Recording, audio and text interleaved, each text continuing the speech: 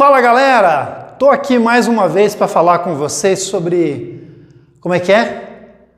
Você ainda não está inscrito no canal? E você está esperando o que aí para apertar esse botãozinho e se inscrever? Aproveita, ativa aí o sininho das notificações e já compartilha seus amigos, familiares, até com as pessoas que você não gosta. Isso vai ajudar o canal a trazer mais ainda vídeos legais, temas legais para a gente poder conversar, beleza? Agora sim, vamos falar sobre o que a gente veio aqui para falar hoje. Gente, hoje eu estou aqui para falar dessas ferramentas fantásticas que são as tupias. Isso mesmo. Se você trabalha com marcenaria, se você trabalha com carpintaria, se você faz alguns trabalhos até mesmo com PVC, ACM, alguns materiais desse tipo que fogem até mesmo do trabalho com madeira, você tem que ter uma tupia. É isso mesmo.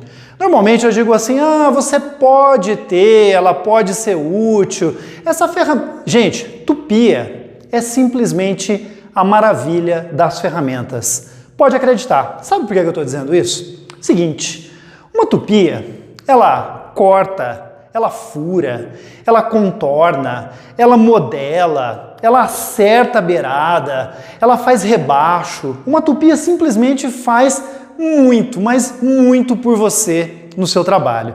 E se você é marceneiro e ainda não tem uma tupia, você não sabe o quanto ela vai te ajudar a hora que você comprar. Então, cara, compra uma tupia para você. Hoje eu não vou fazer nenhum review especial sobre um tipo, marca específica, não. Eu vou falar para vocês da importância dessa ferramenta, da utilidade dessa ferramenta tão versátil, tá certo? Eu tenho aqui dois modelos, certo? A famosíssima tupia laminadora, certo? Uma tupia que é pequena, que é versátil, que é leve, que pode ser utilizada para trabalho com uma única mão, exatamente por isso é que ela tem esse formato, para você pegar aqui bem anatômico. Normalmente a maioria das marcas tem essa haste aqui emborrachada, para te dar bastante firmeza na hora de manusear. Vou falar também da tupia de coluna, também conhecida como tupia robozinho, né? Ela tem uma cara de robozinho e é esse aí o apelidinho dela, mas o nome dela é tupia de coluna. Reforçando uma coisa que eu já falei nos vídeos anteriores. Se eu estou falando dessas ferramentas para vocês, é porque são ferramentas que eu já estou usando há algum tempo. Então eu vou falar para vocês não só o que eu penso, o que eu li, ou até mesmo o que o fabricante fala dela. Vou falar para vocês das experiências que eu tenho com essas ferramentas. Essas duas estão aqui já em uso há mais de 3 anos comigo, certo? Ferramentas que já trabalham há bastante tempo, tem muito uso, muita aplicação e é delas que eu vou falar para vocês aqui. Bom, vou começar falando dessa garotinha que é a laminadora. Gente, tem muita marca no mercado, você vai comprar aquela que for da sua preferência, a que você acha mais interessante. Essa minha é uma da Makita, a 3709, é uma bastante conhecida, tem uma infinidade de vídeos sobre ela na internet, reviews e tudo mais. E é uma ferramenta que eu adoro, simplesmente porque ela permite que eu consiga realizar muitos trabalhos diferentes em madeira maciça, em MDF. E quando eu falo trabalhos diferentes, eu faço rasgos para encaixar um trilho de uma porta de correr, eu faço furo de uma determinada peça que eu tenho aqui encaixar, eu faço uma modelagem num canto de peça, eu faço um rebaixo numa gaveta, por exemplo, que não vai ter puxador, coisa desse tipo, com essa ferramenta aqui. E ela tem uma potência considerável, tem aí 530 watts de potência, rotação altíssima. E isso é um detalhe importante a respeito de tupias. Algumas pessoas se questionam do porquê desse anel aqui na tupia laminadora não ser muito grande. Gente, isso é uma dica aí bem legal, que é o seguinte. As tupias laminadoras, normalmente, elas vêm simplesmente com o botão liga-desliga. Elas não têm controle de velocidade na maioria das marcas. E isso quer dizer que elas têm uma única rotação. Essa daqui gira a mais de 20 mil rotações por minuto, em torno de 22 mil rotações por minuto. E isso significa que é rotação demais para uma ferramenta tão pequenininha. No caso, demais não, porque ela está projetada para isso. Mas isso vai interferir aqui, ó, na fresa que você vai utilizar. Se você coloca uma fresa grande quer dizer acima dos seus 25 milímetros de diâmetro, aqui no caso, para o corte, e coloca ela para girar nessa rotação de 22 mil RPM, você está colocando em risco a sua integridade, a ferramenta, a fresa, porque é muito giro para uma peça muito grande que vai estar fazendo muita força e o risco de acidente é real. Então não é à toa que esse círculo aqui não permite que você coloque uma fresa maior do que esse diâmetro que eu falei, certo? Se você precisar utilizar fresas maiores, você não vai trabalhar com esse tipo de tupia. Você vai utilizar, por exemplo, a tupia de coluna. Essa rotação alta, ela é exatamente para fresas mais finas, fresas de rasgo, fresas onde você vai usar assim uma quebra-canto e tal, mas que não ultrapassem o diâmetro de 25 milímetros. Essa tupia, com essa velocidade, né, 22 mil RPM, ela tem aí a sua função específica, que é trabalhar com fresas menores, mais finas, para que você faça trabalho sem se acidentar. Bom, e aí o que acontece então com as fresas maiores? Como eu falei, se você vai trabalhar com uma fresa maior, você vai usar uma tupia maior. Essa aqui, uma tupia de coluna de 1.200 watts de potência.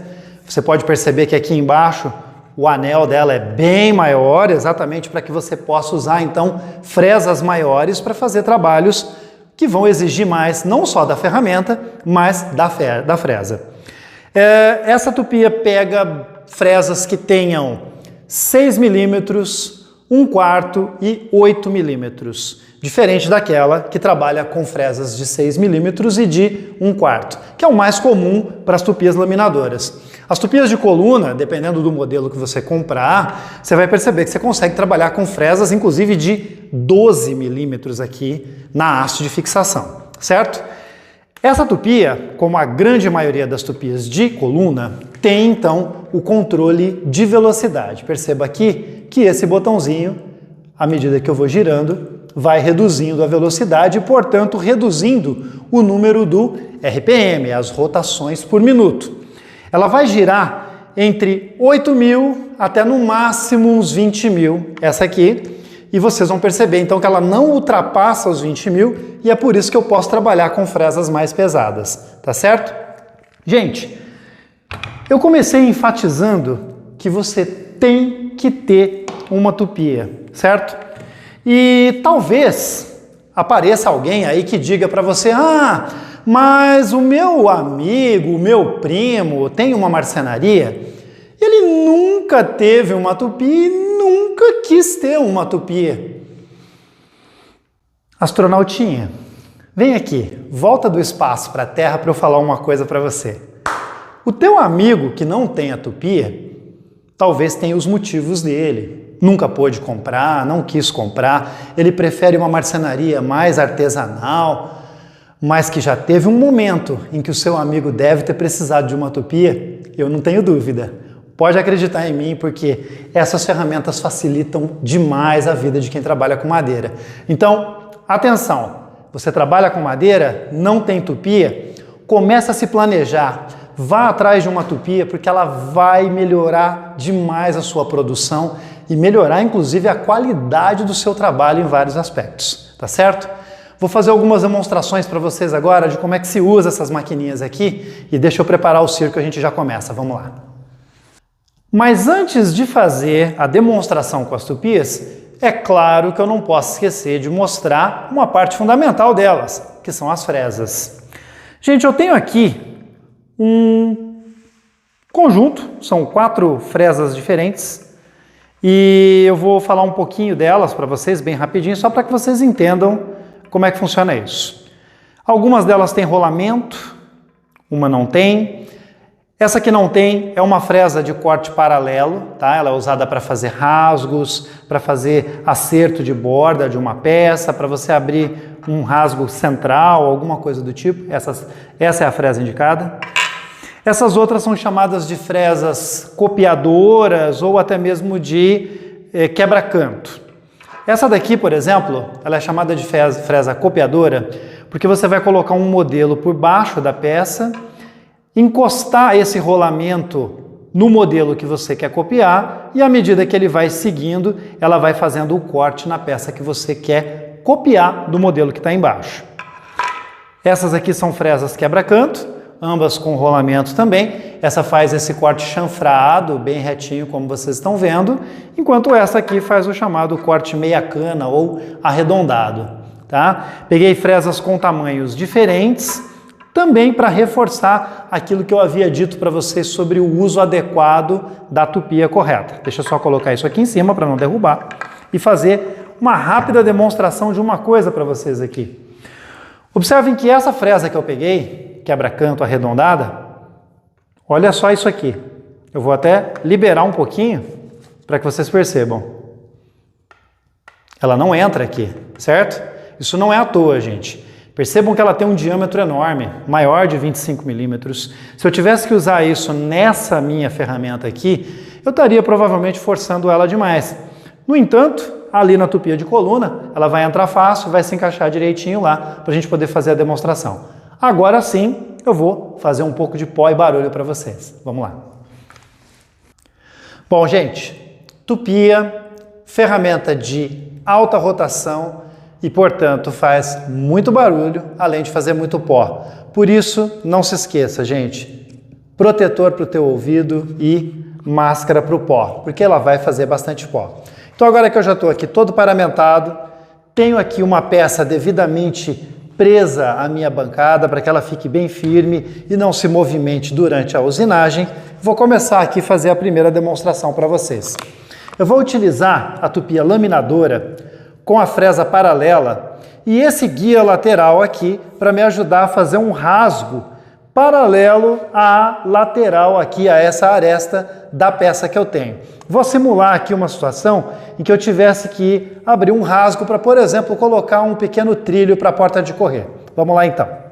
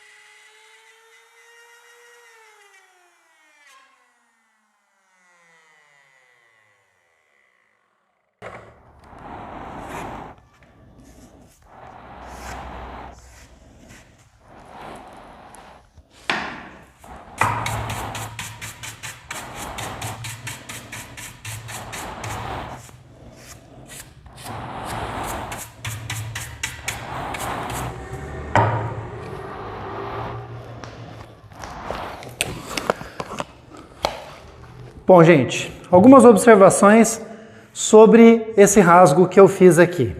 Percebam que ele fez um rasgo paralelo aqui à beirada da peça, abriu aqui esse sulco, uma profundidade de aproximadamente uns 8 milímetros. Vocês notaram que eu fui com a mão bem devagar e o processo de final do rasgo, eu parei a ferramenta, desliguei, esperei o motor parar de girar, e então depois eu tirei ela da minha peça. Isso é um procedimento que deve ser feito sempre que você estiver usando uma tupia, porque se você resolve tirar ela ainda rodando, né, ainda em rotação, a chance de você atingir aqui um pedaço, uma lateral da sua peça com a fresa que ainda está girando e danificar a sua peça, danificar a sua ferramenta, ou até mesmo se acidentar, é muito grande. Ela gira muito rápido, vocês ouviram o barulho dela aí.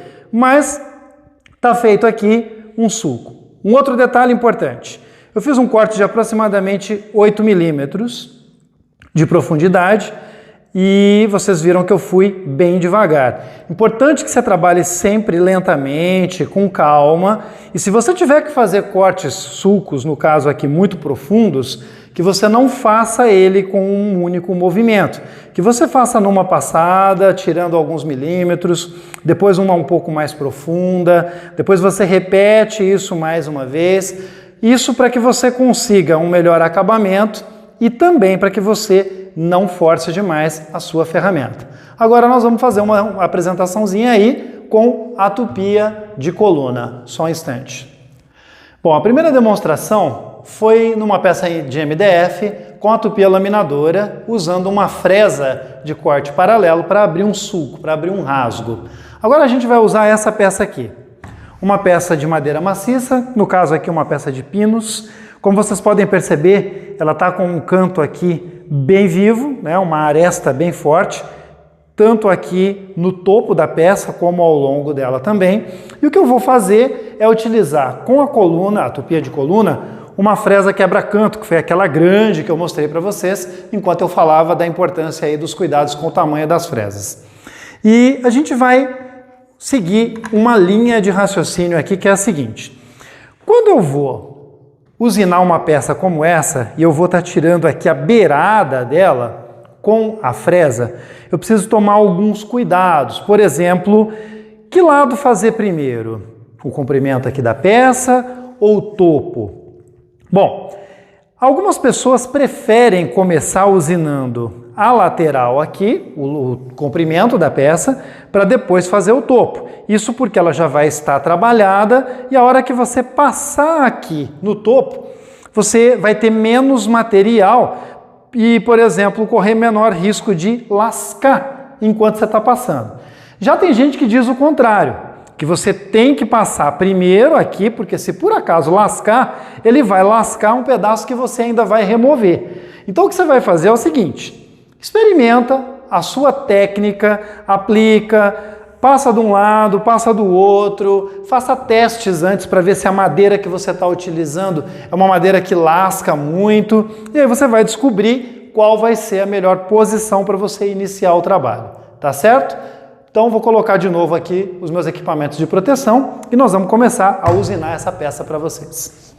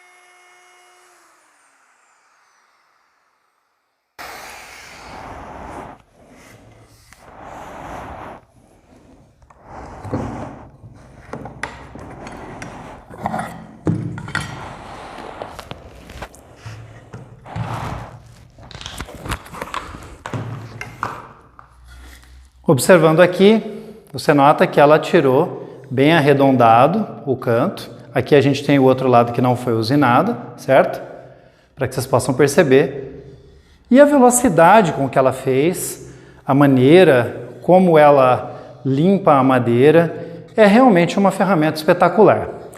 Uma última dica, porém não menos importante do que as outras, é exatamente sobre como colocar, como lidar com a tupia na hora da usinagem.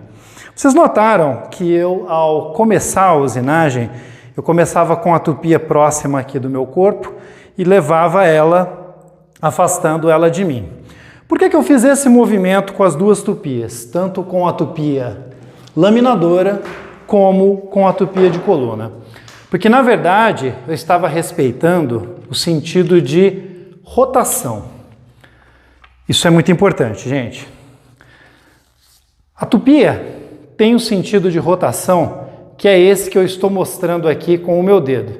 A fresa vai começar a girar aqui e fazer esse movimento.